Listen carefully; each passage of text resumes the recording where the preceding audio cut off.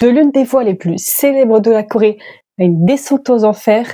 Salut les K-fans, c'est Gwen et aujourd'hui on parle de l'histoire de Park Bom et surtout comment elle en est arrivée là. Je pense que j'ai pas vraiment besoin de vous la présenter, c'est une ancienne membre de 21, groupe extrêmement connu, mais on va en tout cas revenir sur son histoire, son enfance et ce qui l'a amené malheureusement à en arriver là aujourd'hui.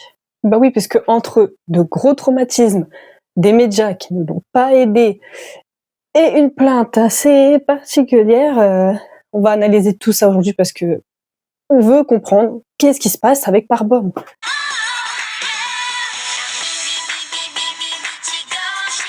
Elle est née le 24 mars 84, elle a donc 42 ans aujourd'hui. À 12 ans, elle déménage aux États-Unis pour aller étudier l'anglais, pour apprendre l'anglais. Enfin, ça, c'est ce qu'elle dit. En réalité, c'est pour réaliser son rêve de faire de la musique. Ses parents s'y opposent formellement, mais sa tante qui vit aux États-Unis, qui va du coup l'accueillir, la prendre chez elle, donc d'une part l'élever, va la pousser à réaliser son rêve. Et donc sa tante va vraiment en partie l'élever, la pousser à réaliser son rêve. Sa tante, c'est un peu toute sa vie. Vraiment, sa tante, elle l'aime d'amour et donc elle vit quand même quelques années aux États-Unis. Elle est très douée au foot. C'est une joueuse de foot super douée. Elle reçoit même un prix junior pour ses performances. Elle étudie la psychologie, puis la musique, puis elle fait des auditions pendant 3 ans. Elle se fait rejeter jusqu'à ce qu'au bout de 3 ans, YG finisse par lui dire « Oui, vous connaissez la suite ». Elle débute en 2009 avec la chanson Fire dans le groupe 21 et c'est direct un carton 21 parce que ce groupe, il coche toutes les cases que justement les gens veulent déjà plus voir. Parce que la K-pop, c'est très parfait, très visuel, c'est des gens parfaits visuellement. 21, elles sont pas là pour être belles, elles sont pas là pour être jolies, elles sont pas là pour faire les filles mignonnes, elles sont là pour taper du poing sur la table, casser les codes. Voilà, elles sont très belles, mais elles sont pas là pour être belles. Donc on est sur un groupe qui casse les codes, qui fait des chansons qui sont très populaires, comme I Am the Best, Come Back Home. Il y en a d'autres forcément. Mais on est sur un groupe très populaire et donc Park Bom, c'est la vocaliste. On a Ciel, la rappeuse, Dara, la visuelle, Minzy, la danseuse. Donc on est sur un groupe de 4 membres, chacune a bien sa position attitrée et la voix du groupe, c'est Bom. C'est vraiment l'une des voix les plus célèbres de la Corée. Elle est ultra populaire, elle est très aimée, elle est à son prime. Vraiment, 21, c'est un groupe qui cartonne, vraiment, qui casse l'école. Là, on a Girl Generation qui est mon groupe féminin préféré. Mais c'était la concurrence Girl Generation ou 21. D'un côté, des filles assez cute et mignonnes et tout ce que tu veux. De l'autre côté, des filles qui cassent les codes. Chacun ses goûts. Après, Girl Generation, elles ont fait des chansons aussi Girl Crush et tout. Elles ont pas fait que du cute. Mais à ce moment-là, 21, elles arrivent. Et c'est le groupe féminin qui casse les codes à ce moment-là. C'est même le seul groupe féminin qui fait pas forcément du cute, qui fait pas forcément du t'as vu comment je suis jolie, t'as vu comment je suis mignonne. Donc ça plaît aux gens, ça parle aux gens. Et on est sur un groupe hyper populaire, mais tout bascule pour le groupe et surtout pour Bom, et c'est déjà là le début de sa descente aux enfers, enfin même si ça allait pas déjà avant. Nous sommes donc en 2014 et c'est là le début du cauchemar. Donc il y a un média qui décide d'écrire un article sur Bom avec comme titre Park Bom accusé de trafic de drogue.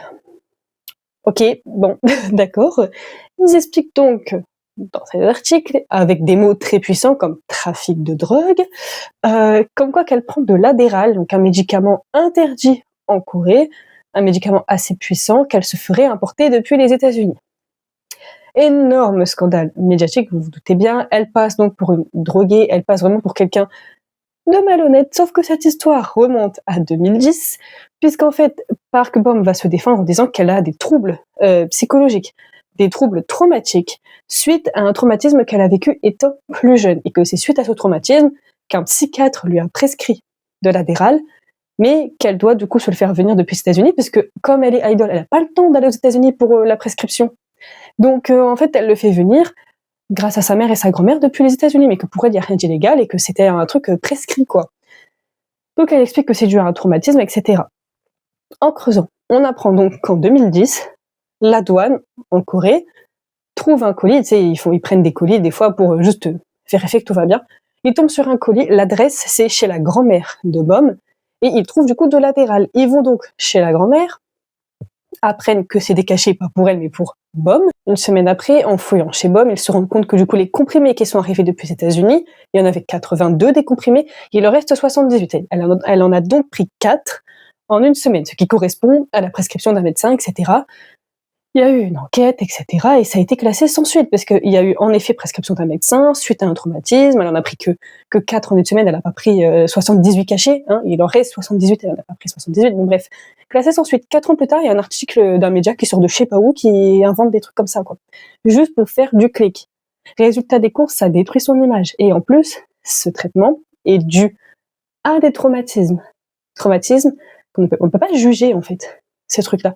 Parce que le traumatisme qu'elle a vécu, c'est quand elle avait 16 ans. Vous vous rappelez, elle était douée au foot. Très douée au foot. Elle fait donc partie d'une équipe. Enfin, elle faisait partie d'une équipe. Elle avait 16 ans.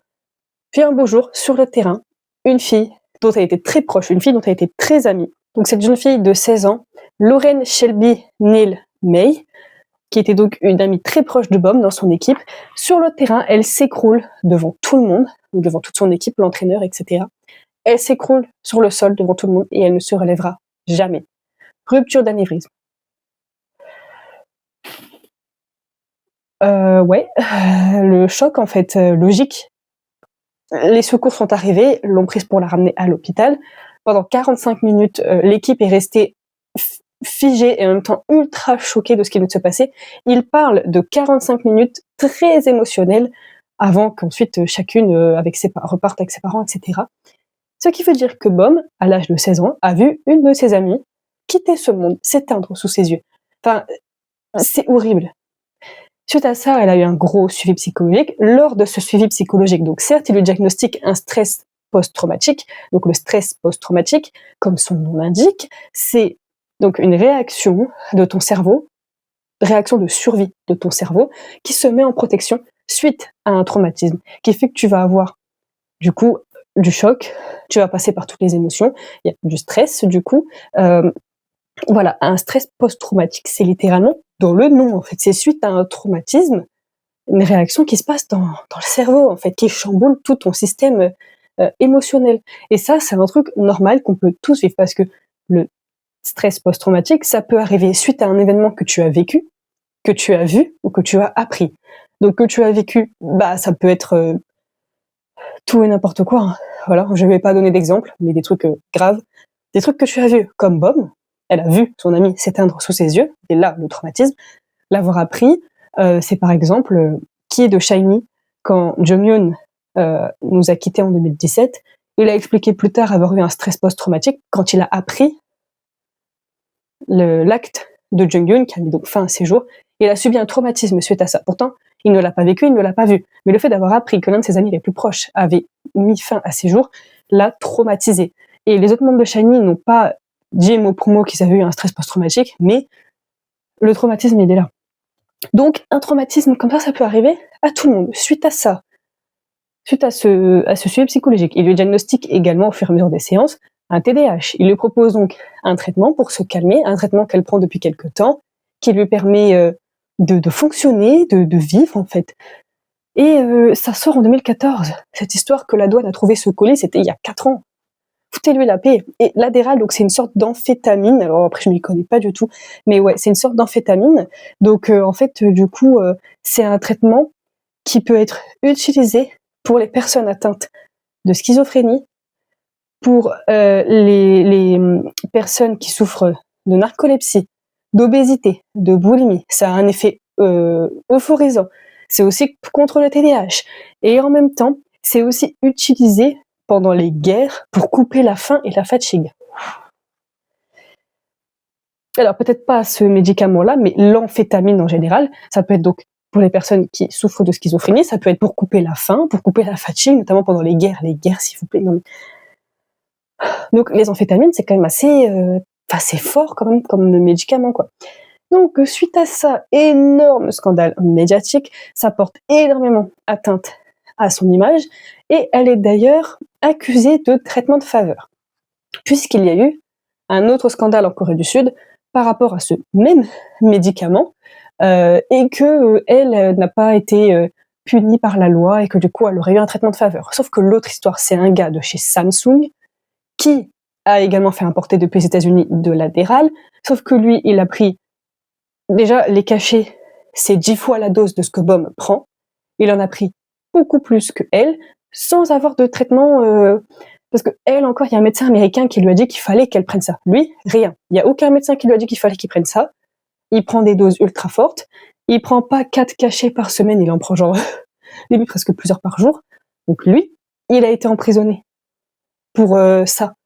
Pas elle, parce que le contexte est différent. Mais elle a été accusée, pour ça, de traitement de faveur. Il faut pas oublier qu'avant ce scandale, Bom, elle cartonnait en solo. On était sur des millions d'écoutes pour ses chansons solo. La première, 4 millions d'écoutes en peu de temps. On est sur, pour une de ses chansons solo, on est sur un perfect all kill. Donc un perfect all kill, c'est un terme utilisé dans la K-pop quand une chanson est classée en première position de tous les charts coréens pendant plusieurs jours consécutifs. Perfect all kill, il y en a eu beaucoup, et en même temps, il n'y en a pas eu tant que ça dans la K-pop. Park Bom, elle a réussi à en avoir.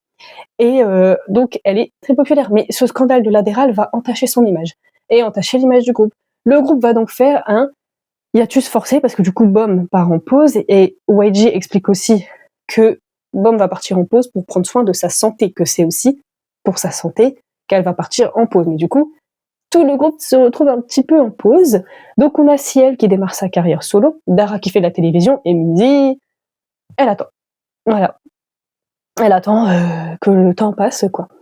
Alors qu'elle est donc trainee, elle est toujours jeune, elle est trainee, sa tante qui l'a élevée, qui l'a soutenue dans son projet, qui a toujours été là pour elle, donc qui l'a élevée pendant son adolescence, qui l'a tirée vers le haut par rapport à son projet, et a réalisé son rêve, sa tante donc tombe malade et quitte également ce monde. Un gros choc pour Bom, forcément, c'était sa tante, c'était tout pour elle, et à cause de sa période de trainee, elle n'arrive même pas à temps pour les funérailles. Elle ne pourra pas assister aux funérailles de sa tante. Donc, un sacré deuil, je pense aussi une culpabilité de j'ai pas pu être là à ce moment-là. Donc, on enchaîne quand même 2 traumatismes. Pauvre Bob, franchement, je souhaite ça à personne, mais vraiment, là, franchement, la pauvre, j'imagine pas l'horreur que ça a dû être pour elle. Bob va prendre du recul pour sa santé, les autres membres vont un peu faire leur vie, mais lors des mamas qui suivent, elles vont faire une performance à 4 qui montre un peu leur retour. Là, les fans, ils reprennent espoir, ils se disent, c'est le retour, en plus, elles sont 4. Les fans reprennent vraiment espoir. Je ne sais pas si vous avez vu cette performance, mais elle est légendaire. Et quand tu connais l'histoire derrière, elle est encore plus légendaire. Vraiment, cette performance, elle est incroyable. Vraiment, les fans reprennent espoir. Sauf que, il y a toujours rien. 2015, il y a toujours rien. Et Minzy, elle se lasse parce qu'en fait, Minzy, elle attend, elle a pas de contrat, elle a rien. Donc, elle décide de tout arrêter pour pouvoir se lancer dans une carrière solo parce qu'elle peut pas continuer comme ça et ça peut se comprendre. Du coup, 21, elle reste plus qu'à 3. Et en fait, un album est préparé en 2016. L'album, il est prêt. Il devrait pouvoir sortir. Sauf que, le 25 novembre 2016, on apprend le disband de 21. Il n'y aura jamais rien. Voilà, l'album, il sortira jamais. Ça disband, soi-disant, parce que Park Bom, elle va tellement mal que c'est pour la protéger, que c'est pour sa santé. Puis en janvier 2017, elles sortent à 4 la chanson Goodbye comme un adieu à leurs fans. Et puis voilà, quoi.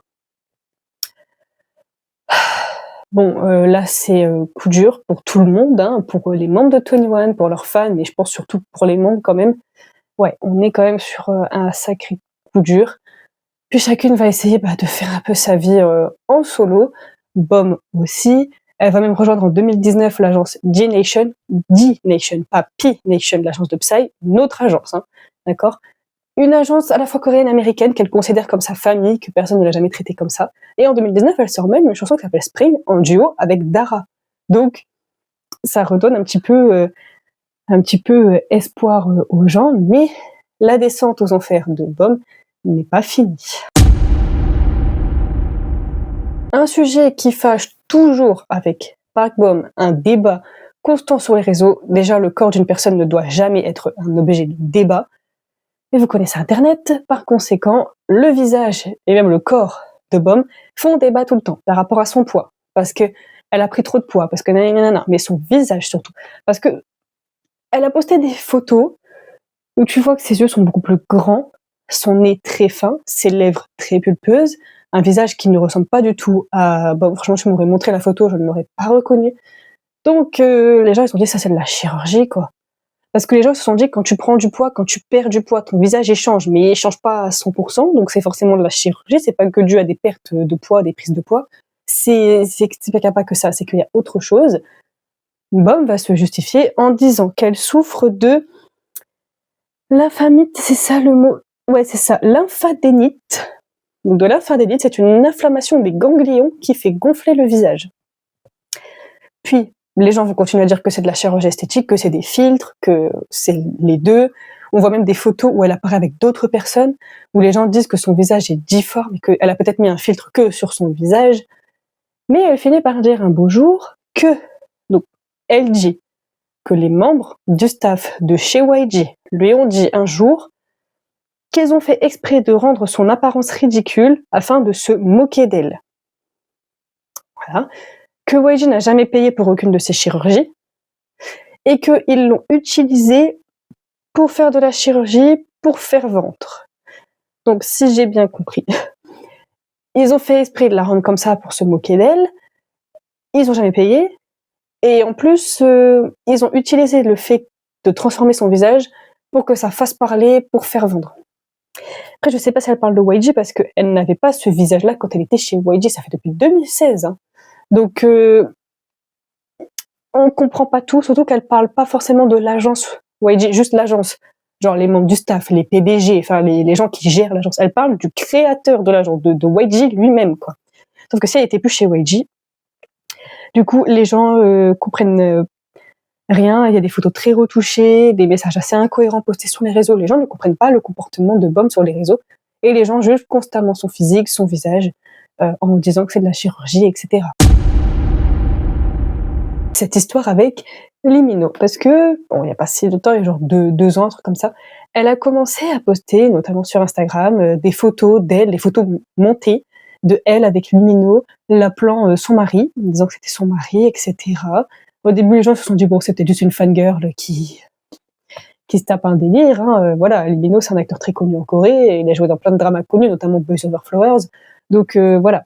Au début, les gens ils se disent bon, c'est peut-être juste qu'elle fait sa fangirl. Sauf que les gens sont assez étonnés de ça, en fait, parce que elle sous-entend du coup qu'elle a une relation avec Lee Min-ho. Lee Min-ho et son agence n'ont pas réagi pendant un moment jusqu'à ce qu'ils disent qu'en fait ils se connaissent pas personnellement, qu'ils se connaissent pas du tout, donc ils ont aucun lien, qu'ils se connaissent pas, qu'il n'y a pas de de Park Bom et Lee Min-ho. Et elle continue dans les posts disant que c'est son mari, que donc les gens se sont dit bon, ça va pas trop en fait, puisque c'est en février 2025 que Lee Min-ho et son agence ont nié. Et puis Bom dit qu'elle est célibataire, puis après elle sous-entend qu'elle est avec Lee Min-ho. Après elle dit que c'est Lee Min-ho qui lui a demandé de dire qu'elle était célibataire. Ensuite elle dit qu'elle le connaît pas, mais que c'est Min-ho qui lui a demandé de dire qu'ils se connaissaient pas pour cacher leur relation. Elle poste des messages, des photos, elle les supprime, elle les reposte, elle les re-supprime. Tout ça, c'est compliqué. Les gens, ils commencent à se dire qu'en fait, comme elle est fan de lui, elle est dans un déni, qu'elle n'est plus dans la réalité, en fait, que là, elle confond la fiction et la réalité, que c'est une fangirl, même si elle est idol, elle reste humaine, qu'elle est en train de fangirl sur un acteur, qu'elle s'imagine une relation avec lui, qu'elle est partie en cacahuète, que voilà, qu'elle est vraiment en train de confondre la réalité. D'ailleurs, sur les réseaux, elle s'est mise à suivre que lui. Du coup, les gens se sont dit ça va, Bom? Les gens se sont fortement inquiétés pour elle par rapport à cette histoire très bizarre avec Lee Min-ho. En effet, je ne pense pas qu'ils soient en couple, que c'est juste pour plaisanter qu'elle fait ça, mais ça a inquiété beaucoup de gens. Et le 22 octobre 2025, elle écrit un post à propos de l'agence YG, mais surtout de YG lui, pour dire que il y a donc de la fraude, du détournement de fonds, qu'elle a écrit toutes les chansons de YG sans jamais être créditée, donc sans jamais gagner d'argent, et au vu de tout le préjudice moral qu'ils lui ont fait subir dans cette agence, et surtout lui, elle porte plainte contre YG lui-même pour le préjudice moral. Elle réclame 4,5 quadrillions de dollars. C'est-à-dire qu'elle demande plus d'argent qu'il en existe dans le monde. Même si nous tous, la Terre entière, on est 8 milliards, si 8 milliards de personnes ont donné tout notre argent à Park Bom, non, ça ne va pas. Même ça, ce serait pas assez, quoi. Donc en dommages et intérêts, elle demande plus d'argent qu'il en existe dans le monde. Et elle demande vraiment ça, et elle est persuadée qu'elle peut avoir l'argent. Elle a montré une photo d'une plainte déposée pour dire qu'elle a bien porté plainte contre lui, sauf que dans les registres de la police, cette plainte n'existe pas, ce qui veut dire qu'elle n'a donc pas vraiment porté plainte. Donc elle n'a pas vraiment porté plainte, mais elle réclame des dommages à intérêts pour du préjudice moral, de plus d'argent qu'il existe dans le monde. Là, les gens se sont dit, parce que c'était là il y a quelques mois, les gens se sont dit mais bon, elle pète vraiment les plombs là. Là, ça va pas du tout. Donc qu'est-ce qui se passe? Parce que là, franchement, les gens, oui, il y a de quoi vraiment s'inquiéter. Elle en profite au passage pour dire, il y a pas longtemps là, là récemment, il y a quelques semaines, elle a dit que Dara a fait du trafic de drogue et que pour couvrir Dara, ils ont jeté Bom sous le bus, car c'était la moins populaire. En gros, Dara aurait fait véritablement du trafic de drogue, puis en 2014, les médias l'auraient appris, et YG aurait vendu Bom, parce qu'elle est moins populaire, moins aimée, et puis Dara c'est le visuel du groupe, c'est la jolie fille du groupe, faut surtout pas qu'elle soit détestée, parce que c'est le visuel, c'est celle qui représente le groupe.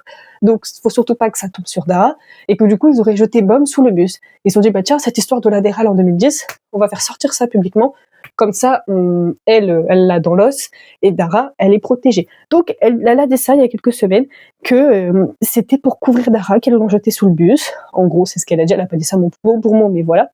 Elle pense que l'adéral est devenu illégal en 2010 à cause d'elle, mais pour elle, elle est persuadée que c'était pas encore illégal en Corée. C'est juste que tu trouvais pas le médicament en Corée, fallait le faire importer depuis les États-Unis pour l'avoir, mais que pour elle c'était pas illégal, que c'est devenu illégal par rapport à cette histoire. Dara et son agence ont répondu que c'était faux, qu'il n'y avait jamais eu cette histoire de drogue, mais qu'ils s'inquiètent pour la santé de Bom, qu'ils espèrent qu'elle va bien. Là, les internautes se sont dit, elle doit nous faire une paranoïa, elle doit inventer des trucs parce qu'elle est en train de piquer une crise. Le problème, c'est que comme Bom va très mal psychologiquement, et dès qu'elle va dire un truc, on va mettre ça sur le compte de ouais, mais elle est pas bien. Imaginez, c'est vrai.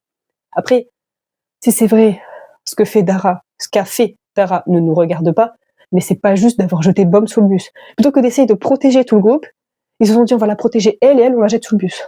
Ça ne se fait pas. Si c'est la vérité, c'est dégueulasse, mais c'est pas de la faute de Dara, hein. Bon, en gros, Park Bom, c'est une femme qui a vu une de ses amies s'éteindre sous ses yeux. Sa tante est également partie, alors qu'elle en était très proche, elle n'a même pas pu aller aux funérailles, etc. Elle a vécu des choses difficiles en se tant qu'artiste, donc c'était quelqu'un déjà d'assez fragilisé de par ses traumatismes. Elle n'a pas été aidée par les médias, ni même par l'industrie en général, hein, parce que chez YG, ils l'appelaient les moches. Alors oui, 21 n'était pas faite pour être jolie, mais elle n'était pas moche, hein, clairement pas. C'était pas un groupe qui était fait pour être jolie, et on les traitait de moches, quoi. Vraiment. Voilà, Park Bom, c'est une femme qui a été fragilisée par des traumatismes, que les médias ont décidé d'enfoncer plus bas que terre. Les internautes ont également décidé de l'enfoncer plus bas que terre, donc âge mental 5 ans et demi. Et après, les gens s'étonnent qu'elle va pas bien. Parce que, en effet, tous les posts à propos de liminaux, supprimés, enfin, même tout, c'est un, ouais, enfin, c'est un, je sais pas, un appel de détresse, enfin, cette femme ne va pas bien. Mais, les gens, à part se moquer d'elle, ils s'inquiètent pas plus que ça, quoi. Bon, là, les gens s'inquiètent quand même pour elle, enfin, mais je trouve ça tellement hypocrite. C'est une femme qui a clairement des problèmes. Alors, récemment encore, elle a dit qu'elle avait un TDAH et que c'était pour ça qu'elle allait pas bien. Je suis désolée, je suis pas psy. Je la connais pas personnellement. Je ne lis pas dans ses pensées, mais c'est pas un TDAH qui te met dans un état pareil. Parce que j'ai un TDAH. J'ai la dyslexie, de la dysorthographie, de la dyscalculie. Faire une vidéo, pour moi, j'adore faire mes vidéos, mais pour moi, comme vous le remarquez, je fais beaucoup de, je cherche beaucoup mes mots, je fais attention à mes mots, je cherche beaucoup mes phrases, je me répète beaucoup pour bien me comprendre et me faire comprendre. Du coup, mes vidéos sont parfois assez longues. Je sais que je pourrais faire plus court, mais c'est ma façon de parler. Je fais beaucoup de, j'écris tout sur ma feuille. Je cherche à chaque fois tout sur ma feuille. Je fais des pauses entre limite chaque phrase. Je cherche à chaque fois mes mots. Je cherche ce que j'ai écrit sur ma feuille. Je fais souvent des fautes à l'oral.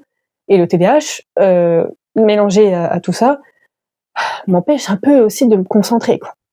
Tout à l'heure, quand je vous ai parlé des médicaments, elle en a reçu 82, elle en a pris 4, donc il en restait 78. J'ai recommencé parce que je voulais pas laisser ça au montage. J'ai dit qu'elle en avait pris 78. Je m'en suis rendu compte, j'ai coupé, j'ai recommencé. Voilà.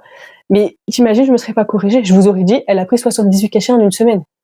J'aurais dit un truc complètement faux, mais c'est pas ma volonté. Et avoir un TDAH au quotidien, ça m'empêche pas de travailler, mais je galère à trouver du travail. Voilà. Une fois que j'ai le travail et que je suis dedans, ça va. Mais pour trouver le travail, c'est très compliqué pour moi. Tout ce que je fais, je dois toujours tout noter. Je me fais un planning à l'avance.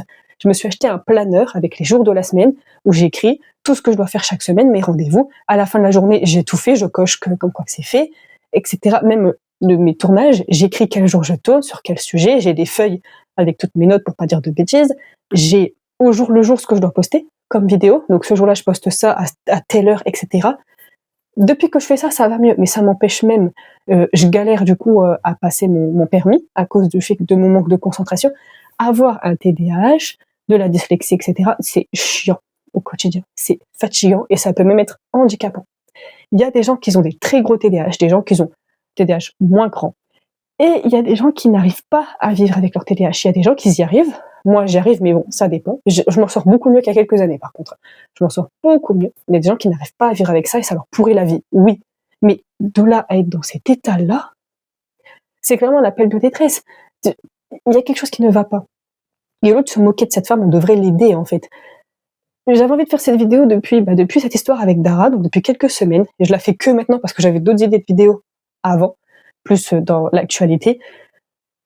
Et en fait, ça fait 6 semaines que je me suis notée que je devais faire cette vidéo là, aujourd'hui. Et en fait, malheureusement, ça tombe pile dans l'actualité. Loana, paix à son âme. Loana, c'est clairement ça. Une femme détruite par des traumatismes. Une femme fragilisée par des traumatismes, qui sombre dans des addictions.